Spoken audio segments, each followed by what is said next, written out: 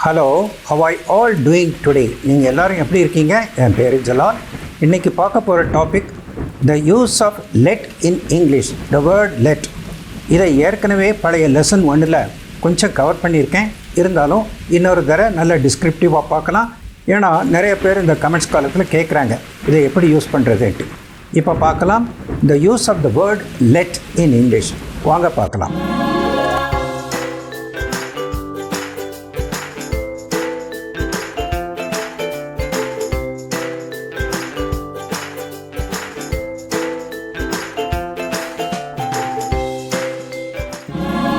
ரொம்ப வருஷத்துக்கு முன்னால் என் சன்னு சின்ன பையனாக இருக்கும்போது வெளியே போய் விளையாட போனான்.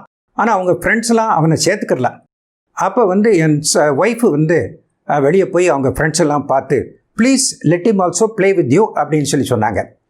அதுக்கு பிறகு இன்னொரு சுச்சுவேஷனில் என்னென்னா, நான் ஆஃபீஸில் இருந்தேன். அப்போ என் ஒய்ஃபு ஃபோன் பண்ணாங்க. சன் கீழே விழுந்து கை எலும்பு முறிச்சுக்கிட்டான் போல தெரியுது, we have to rush him to the hospital அப்படின்னு சொன்னாங்க. சொல்லும்போது நான் மேனேஜர்கிட்ட போய் sir please allow me to go home early today அப்படின்னு சொல்லிட்டு இந்த இன்சிடெண்ட்டை சொன்னேன். அப்போ ஃபஸ்ட்டு இன்ஸ்டன்ஸில் wife let him also play அப்படின்னு சொன்னாங்க. செகண்ட் இன்ஸ்டன்ஸில் நான் பெர்மிஷன் கேட்கும்போது please allow me to go home early அப்படின்னு சொன்னேன். அந்த சிச்சுவேஷனை பாருங்கள். அதாவது ஒரு உமன் சின்ன பையங்களை பார்த்து பேசும்போது லெட் யூஸ் பண்ணுறாங்க, லெட் ஹிம் ஆல்சோ ப்ளே அப்படின்ட்டு. நான் என்னுடைய பெரிய உயர் அதிகாரிகளை பார்த்து பேசும்போது please allow me to go home early அப்படின்னு சொன்னேன். லெட்டுக்கும் அலோவுக்கும் சேம் மீனிங் தான். இருந்தாலும் ஒரு இன்ஃபார்மல் சிச்சுவேஷனில் நமக்கு கீழே உள்ளவங்களை பார்த்து பேசும்போது அந்த லெட் யூஸ் பண்ணலாம், ஒரு கேஷுவலாக யூஸ் பண்ணலாம். ஆனால் அலோவ் அப்படிங்கிறது ஒரு ஃபார்மல் சிச்சுவேஷனில் நமக்கு உயர்ந்தவங்களை பார்த்து பேசும்போது லெட் யூஸ் பண்ணக்கூடாது, அலோவ் யூஸ் பண்ணணும். அதுதான் டிஃப்ரென்ஸ். லெட் இன்ஃபார்மல் சிச்சுவேஷனில் யூஸ் பண்ணணும், அலோவ் ஒரு ஃபார்மல் சிச்சுவேஷனில் யூஸ் பண்ணணும். மற்றபடி ரெண்டுக்கும் ஒரே மீனிங் தான். அதாவது அனுமதி கொடுக்கறது இல்லாட்டா அனுமதி வாங்கிறது தான் லெட் அண்ட் அலோவ். இப்போ அடுத்து பார்ப்போம். இப்போ லெட்னுடைய கான்ஜுகேஷன் பார்ப்போம். கான்ஜுகேஷன்னா present tense, past tense, past participle tense, இப்படி பல விதமான டென்ஸை பற்றி பேசுகிறது. அது எப்படி ஃபார்ம் ஆகுது அப்படின்னு பேசுகிறது. இப்போ ஒரு காமன் வேர்பு எடுத்துக்கிறோம். வாக் அப்படின்னு இருக்கு. வாக் ப்ரெசன்ட் டென்ஸு, வாக்ட் அப்படிங்கிறது பாஸ்ட் டென்ஸு, திருப்பியும் வாக்ட் அப்படிங்கிறது பாஸ்ட் பார்ட்டிசிபல் டென்ஸ். இப்படி டென்ஸை பற்றி படிக்கும்போது இதெல்லாம் பார்த்துருப்பீங்க. அதுபடி இன்னொரு காமன் வேர்பு எடுத்துக்கிறோம். ஈட். ஈட்னா சாப்பிட்றது. Eat, ate, eaten. இதில் கம்ப்ளீட்டாக டிஃப்ரெண்ட்டாக இருக்குது. பாஸ்ட் டென்ஸும் பார்ட்டிசிபல் டென்ஸுமே வேறு மாதிரி இருக்குது. அது ரெண்டுமே டிஃப்ரெண்ட்டாக இருக்குது. இதெல்லாம் பற்றி ஏற்கனவே பார்த்துட்டோம். ஆனால் லெட்டில் அந்த பிரச்சனை இல்லை. லெட்டு எல்லாத்துலேயுமே லெட்டு தான். ப்ரெசன்ட் டென்ஸ்லேயும் லெட்டு தான், பாஸ்ட் டென்ஸ்லேயும் லெட்டு தான், பாஸ்ட் பார்ட்டிசிபல் டென்ஸ்லேயும் லெட் தான். Let let let. அதனால் இது குழப்பமே இல்லை. ப்ரெசன்ட் கண்டினியூவஸ் டென்ஸில் சொல்லும்போது அந்த ஐஎன்ஜி சேர்த்துக்கிறோம். ப்ரெசன்ட் வேர்போட ஐஎன்ஜி சேர்த்துக்கிறோம். அதனால் அது ஒன்றும் பெரிய கஷ்டம் இல்லை. இப்போ கொஞ்சம் எக்ஸாம்பிள் சென்டென்ஸு பார்ப்போம். I let him use my soap. என்னுடைய சோப்பை யூஸ் பண்ணுறதுக்கு நான் பெர்மிஷன் கொடுத்துருக்கேன் அப்படின்னு சொல்கிறீங்க. இது ஒரு ப்ரெசன்ட் டென்ஸில் இருக்குது. He let's me use is bike when ever I need it. நான் எப்போது தேவைப்பட்டாலும் அவன் எனக்கு பைக்கை யூஸ் பண்ணுறதுக்கு ஒரு பெர்மிஷன் கொடுத்துருக்கான் அப்படின்னு சொல்கிறீங்க. ஹீ லெட்ஸ்ன்னு வருது. லெட் அப்படிங்கிறது ப்ரெசன்ட் டென்ஸு. அந்த ஹீ, ஷீ, இட்லாம் ஒரு எஸ்ஓ இஎஸ்ஓ சேரும் அந்த ப்ரெசன்ட் டென்ஸில். இது காமன் வேர்பு யூசேஜ் தான். இது ஏற்கனவே பார்த்துருப்பீங்க.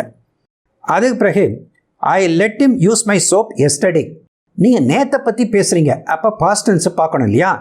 அதுலேயும் பாருங்கள் ஐ லெட் ஹிம், அதுவும் பாஸ்ட். அந்த இடத்துல அந்த லெட்டுங்கிறது பாஸ்ட் டென்ஸாக யூஸ் பண்ணுறோம். ஏன்னா எஸ்டர்டேயை பற்றி பேசுகிறோம், நேற்றை பற்றி பேசுகிறோம். அந்த பாஸ்ட் டென்ஸுக்கும் லெட் தான். அது பிறகு ஐ ஆம் லெட்டிங் யூ ப்ளே நவ். அம்மா பையனை பார்த்து சொல்கிறாங்க, ஹோம்ஒர்க்கு செஞ்சு முடிச்சுட்டேன், ஐ ஆம் லெட்டிங் யூ ப்ளே நவ். நீ வெளியே போய் விளையாடு அப்படின்ட்டு ஒரு ப்ரெசன்ட் கண்டினியூவஸ் டென்ஸில் சொல்கிறாங்க. நீ போய் அனுமதித்து கொண்டு இருக்கிறேன், ஐ ஆம் லெட்டிங் யூ ப்ளே அப்படின்னு சொல்கிறாங்க. அதுக்கு பிறகு I let him use my bike tomorrow. இன்றைக்கி எனக்கு பைக்கில் கொஞ்சம் வேலை இருக்குது, நாளைக்கு வேணால் அவன் எடுத்துக்கிறட்டும், ஐ வில் லெட் ஹிம். நான் ஃப்யூச்சர் டென்ஸில் பேசுகிறீங்க, இப்போ நாளைக்கு எடுத்துக்கிறட்டும் அப்படிங்கிறது. அதுலேயும் அந்த லெட் தான் வருது, வில் லெட் அப்படின்னு வருது. அது பிறகு I have let him use my bike whenever I don't need it. நான் எனக்கு யூஸ் இல்லாத சமயத்தில் தம்பி வேணாம் பைக்கை எடுத்துக்கிறோட்டோன்ட்டு I have let him use my bike. இது வந்து எப்போதும் நடக்கக்கூடியது, ஒரு ப்ரெசன்ட் பெர்ஃபெக்டில் இருக்குது. இந்த இடத்துல அந்த லெட் ஹேவுக்கு பிற வரக்கூடிய லெட் வந்து பாஸ்ட் பார்ட்டிசிபிளில் இருக்குது. அதுக்கும் லெட் தான். லெட் லெட் லெட் இதுதான். இப்போ நெக்ஸ்ட் பார்ப்போம். இப்போ லெட்டினுடைய மீனிங் பார்ப்போம். ஏற்கனவே மீனிங் சொல்லியிருக்கோம். லெட்டினுடைய மீனிங் வந்து அலோவ் அப்படிங்கிற மாதிரி தான், அதாவது பெர்மிஷன் கொடுக்குற மாதிரி தான், அனுமதி கொடுக்குற மாதிரி தான். அதுக்கு வேணால் 2 சென்டென்ஸு, இன்னும் 2 சென்டென்ஸு பார்ப்போம். Please let's come in, it's raining outside. கொஞ்சம் ஸ்ட்ரேஞ்சர்ஸ் கேட்குறாங்க, வெளியே மழையாக இருக்குது, நாங்கள் உள்ளே வரட்டுமா அப்படின்னு கேட்குறாங்க. So please let us come in அப்படின்னு கேட்குறாங்க. I will let you go this time. Teacher வந்து ஸ்டூடெண்ட்டை பார்த்து சொல்கிறாங்க, நீ லேட்டாக வந்திருக்க, but this time I will let you go, let you come in அப்படிங்கிற மாதிரி சொல்கிறாங்க. ஸோ அது வந்து பெர்மிஷன் கொடுக்குற மாதிரி, அலோவ் பண்ணுற மாதிரி உள்ள மீனிங். சில இடங்களில் அலோவ் பண்ணுறது, அதாவது அனுமதி கொடுக்கறதை எதிர்பார்க்காமலேயே லெட் யூஸ் பண்ணலாம். அப்படி உள்ள சென்டென்ஸு பார்ப்போம். Let me see how well you dance. நீ எவ்வளோ நல்லா ஆடுற, ஒரு கேர்ளை பார்த்து சொல்கிறாங்க பெரியவங்க, எவ்வளோ நல்லா ஆடுற அப்படிங்கிற பார்ப்போமே அப்படிங்கிறாங்க. அந்த குழந்தைகிட்ட இவங்க யாரும் பெர்மிஷன் கேட்கல, சொல்கிறாங்க let me see how you dance, how well you dance அப்படின்னு சொல்கிறாங்க. பெர்மிஷன் கேட்காத சமயத்துலேயும் கூட அந்த லெட்டை யூஸ் பண்ணலாம். Let me think as to what to do next. நான் யோசிக்கிறேன், அடுத்து என்ன செய்யணுங்கிறத யோசிக்கிறேன் அப்படின்ட்டு சொல்கிறீங்க. லெட் மீ திங்க், அதுக்கும் வந்து அப்படி சொல்கிறீங்க. அது ஒன்றும் அலோவுங்கிற மீனிங் கிடையாது. Let me talk to him, நான் வந்து அவன்கிட்ட பேசுகிறேன் அப்படிங்கிறதுக்கு, அவன்கிட்ட பேசிக்கிறேன் அப்படின்ட்டு let me talk to him. அதுக்கு பிறகு let him not repeat his mistakes. அவனுடைய மிஸ்டேக் வந்து திருப்பி செய்யக்கூடாது. Let him not repeat his mistake அப்படின்னு சொல்கிறீங்க. Let him try once more. இன்னொரு தடவை அவன் ட்ரை பண்ணட்டுமே, ஏற்கனவே ஃபெயில் ஆகிட்டான், இன்னொரு டயத்தில் ட்ரை பண்ணட்டுமே, let him try once more அப்படின்னு சொல்கிறீங்க. அது வந்து பெர்மிஷன்லாம் கேட்கல. Let me call you back. ஒரு ஃபோன் வருது, நான் உங்களுக்கு கொஞ்சம் பிஸியாக இருக்கேன், let me call you back அப்படின்னு சொல்கிறீங்க. அதுக்கும் அந்த லெட் யூஸ் பண்ணலாம். லெட் மீ ஸ்டடி, ப்ளீஸ் சுவிட்ச் ஆஃப் த டிவி. நீங்கள் டிவியை ஆஃப் பண்ணுங்க, எனக்கு நான் படிக்கணும் அப்படின்னு சொல்கிறீங்க. இது யார்ட்டையும் பெர்மிஷன் கேட்கல, நீங்கள் சொல்கிறீங்க லெட் மீ ஸ்டடி அப்படின்ட்டு. Let the water boil. Water வந்து கொதிக்கட்டுமே, இன்னும் கொஞ்சம் கூட கொதிக்கட்டுமே அப்படின்னு சொல்கிறீங்க. Let the water boil. அதுவும் பெர்மிஷன் இல்லை, கொஞ்சம் கொதிச்சது காணாது, நல்லா கொதிச்சா தான் அதில் உள்ள பாக்டீரியாவெல்லாம் சாகும். அதனால் லெட் த வாட்டர் பாயில் அப்படின்னு சொல்கிறீங்க. அப்புறம் let the ice melt. Ice வந்து கரையட்டும் அப்படின்னு சொல்கிறீங்க. Let the baby sleep. இப்போ பேபி தூங்கிக்கிட்டு இருக்கு, டிஸ்டர்ப் பண்ணாதீங்க, don't make any noise, let the baby sleep அப்படின்னு சொல்கிறீங்க. ஒரு பேபி தூங்கட்டும் அப்படின்னு சொல்கிறீங்க. இது சென்டென்ஸில் எதுலேயுமே பெர்மிஷன் கேட்கல, ஆனால் லெட் யூஸ் பண்ணுறோம். இப்படி யூஸ் பண்ணுறதுக்கு நீங்கள் பழகிக்கோங்க. இப்போ அடுத்து பார்ப்போம். இப்போ இது வரைக்கும் லெட் மீ, லெட் ஹிம் அப்படின்ட்டு ஒருத்தரை பற்றி, நம்ம பற்றியோ இன்னொருத்தரை பற்றியோ, ஒருத்தரை பற்றி மட்டும் உள்ள வாக்கியங்களுக்கு எப்படி லெட்டை யூஸ் பண்ணுறதுன்னு பார்த்தோம். இப்போ நம்ம தவிர கூட ஒருத்தரோ இல்லாட்ட நிறைய பேரோ இருந்தால் அந்த லெட்டை எப்படி யூஸ் பண்ணுறது அப்படின்னு பார்ப்போம். Let's start today's class. இன்னைக்குள்ள கிளாஸை ஆரம்பிப்போம். Let's see what he does. அவன் என்ன தான் செய்கிறான்னு பார்ப்போமே. Let's consider his request. அவனுடைய கோரிக்கையை, ரிக்வஸ்ட்டை நம்ம கன்சிடர் பண்ணுவோம், நம்ம பரிசீலிப்போம் அப்படின்னு சொல்கிறீங்க. Let's discuss the matter. அந்த மேட்டரை பற்றி, அந்த விஷயத்தை பற்றி கொஞ்சம் கலந்து பேசுவோம் அப்படின்னு சொல்கிறீங்க. Let's do it this way. இந்த வழியாக நம்ம செய்வோமே, இது மாதிரி செய்வோமே அப்படின்ட்டு let's do it this way. Let's not talk about this matter anymore.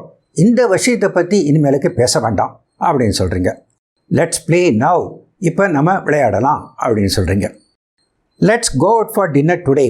இன்றைக்கி வீட்டிலேருந்து வெளியே போய் சாப்பிட்லாமே அப்படின்ட்டு, ஃபார் அ சேஞ்ச் நம்ம வந்து வெளியே சாப்பிட்லாமே அப்படின்னு சொல்கிறீங்க. Let's go for a drive. ஒரு காரில் அப்படியே ஊரை சுற்றிட்டு வரலாம் அப்படின்னு சொல்கிறீங்க. Let's go for a drive. Let's see what happens next. அடுத்து என்ன தான் நடக்குன்னு பார்ப்போமே அப்படின்னு சொல்கிறீங்க. Let's give him another chance. அவனுக்கு இன்னொரு சான்ஸ் கொடுப்போம் அப்படின்னு சொல்கிறீங்க. Let's give him another chance அப்படின்ட்டு. இந்த லெட்டை வந்து பிரிட்டிஷ் இங்கிலீஷில் டூ லெட் அப்படின்னு சொன்னால் வாடகைக்கு விடுறதாக அர்த்தம். நிறையா பார்த்துருப்பீங்க, டூ லெட்டுன்னு போர்டு தொங்கும் அங்கங்கே. காலி கடைகளோ காலி குடோன்களோ இல்லாட்ட காலி அப்பார்ட்மெண்ட்டு காலி வீடுகள் அடுத்து வாடகைக்கு யாராவது வர்றதுக்காக வேண்டி டு லெட் அப்படின்னு போட்டிருப்பாங்க. அப்படியும் பார்க்கலாம். To let means to rent a house or room. இது வந்து அமெரிக்கன் இங்கிலீஷில் இப்படி சொல்ல மாட்டாங்க டு லெட். இது பிரிட்டிஷ் இங்கிலீஷு. நம்ம பிரிட்டிஷ் இங்கிலீஷை தான் இப்போ ஃபாலோ பண்ணுறோம் இந்தியாவில். அதனால் டு லெட் நம்மளும் போடுறோம். So they let their apartment to a family who keeps a dog as well. அந்த அவங்க வந்து அந்த வீட்டை நாய் வச்சுருக்கிறவங்களுக்கு, நாய் வளர்க்குறாங்க அவங்களுக்கு வாடகைக்கு விட்டுருக்காங்க அப்படின்னு சொல்கிறீங்க. அதாவது they let their apartment to a family who keeps the dog as well அப்படின்னு சொல்கிறீங்க. இப்போ அடுத்துப்போம். யூஸ் பண்ணி சம் வேரியேஷன்ஸ் பார்ப்போம், செவரல் மீனிங்ஸ் பார்ப்போம் அப்படின்னு அர்த்தம். ஃபர்ஸ்ட் மீனிங் வந்து to let go means to dismiss somebody from employment, to fire somebody from employment. இப்போ one sentence. The management decided to let many employees go due to low sales on account of COVID-19. COVID-19 டயத்தில் sales குறைஞ்சி போச்சு, கம்பெனியோடைய sales குறைஞ்சி போச்சு. அதனால் நிறைய பேரை கழட்டி விட்டுட்டாங்கன்னு அர்த்தம். The management decide to let many people go, many பீப்புளை விட்டுட்டாங்க அப்படின்னு அர்த்தம். The manager said I am sorry I have to let you go. I am sorry, நீங்கள் வந்து யூ ஆர் ஃபயர்டுன்னு சொல்கிற பதிலாக யூ ஆர் டிஸ்மிஸ் ஃப்ரம் சர்வீஸ்ன்னு சொல்கிற அப்படின்னா கொஞ்சம் டோன் டவுன் பண்ணி அந்த மேனேஜர் சொல்கிறார் I am sorry I have to let you go அப்படின்னு சொல்கிறார். அதுக்கப்புறம் let go also means to relax or release. கொஞ்சம் ரிலாக்ஸ் பண்ணுறதுக்கு, ப்ரெஷரை ரிலீஸ் பண்ணுறது கூட சொல்லலாம். இப்போ please let go of your worries அப்படின்ட்டு நீங்கள் ஒரீடாக இருக்கிறீங்க. அப்போ வந்து ஃப்ரெண்டு வந்து உங்களுக்கு அட்வைஸ் பண்ணுறாரு, please let go of your worries, ஒரேயை பற்றி அப்படி ரிலீஸ் பண்ணி விட்டுரு அப்படின்ட்டு சொல்கிறாரு. The master let his dog play around. அந்த டாக்னுடைய மாஸ்டர் வந்து அவுத்து விட்டுட்டார், கொஞ்சம் விளையாடட்டும் அப்படின்ட்டு, டாக் நாய் விளையாடட்டும்ன்ட்டு. லெட் ஆல்சோ மீன்ஸ் ரிலீஸ் ஆகிறதுக்கும் இது சொல்லலாம். So he let out his anger on me. அவனுடைய கோபத்தையெல்லாம் என் மேலே சாத்திட்டான், ரிலீஸ் பண்ணி விட்டுட்டான் அப்படின்னு நான் போய் மாட்டிக்கிட்டேன் அப்படின்னு சொல்கிறீங்க. நெக்ஸ்ட் வந்து the police let him out of their custody. அவன் வந்து அவ்வளவு குற்றம் செய்யாதவது போல தெரிஞ்சது, அதனால் police let him out of their custody, அவனை விட்டுட்டாங்க, ரிலீஸ் பண்ணி விட்டுட்டாங்க அப்படின்னு சொல்கிறீங்க. அதுக்கப்புறம் let someone have it, அதுக்கும் ஒரு அர்த்தம் இருக்குது. அவனுக்கு சரியாக வாச்சிக்கிடுச்சு, சரியாக மாட்டிக்கிட்டான், சரியாக வாச்சிக்கிடுச்சு அப்படின்னு அர்த்தம். My boss let me have a bit of his mind because I made a huge mistake. நான் வந்து ஒரு பெரிய தப்பு பண்ணதுனால my boss let me have a bit of his mind.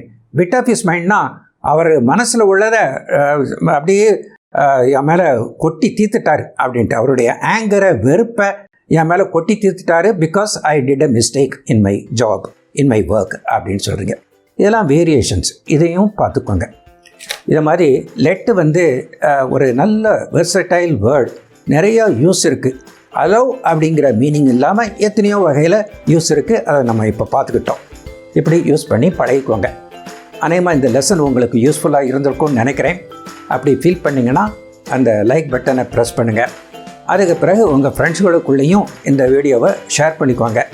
அதுக்கு பிறகு இது போல் உள்ள எஜுகேஷ்னல் வீடியோ பார்க்குறதுக்கு என்னுடைய சேனலுக்கு சப்ஸ்கிரைப் பண்ணுங்கள். அந்த சப்ஸ்கிரைப் பட்டனையும் ப்ரெஸ் பண்ணுங்கள். Thank you very much and bye.